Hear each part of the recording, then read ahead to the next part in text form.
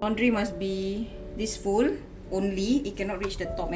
But this is about 3/4 full. And then this liquid detergent, about 1 cap full.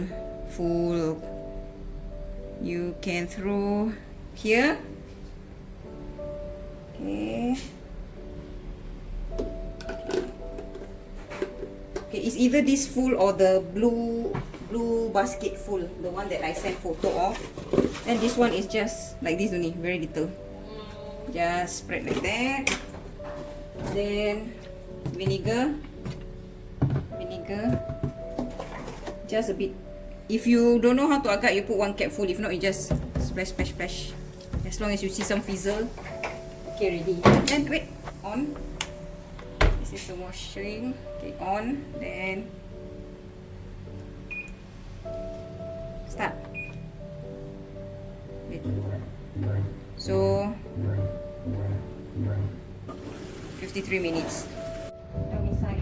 Take out. And then dump the rest in.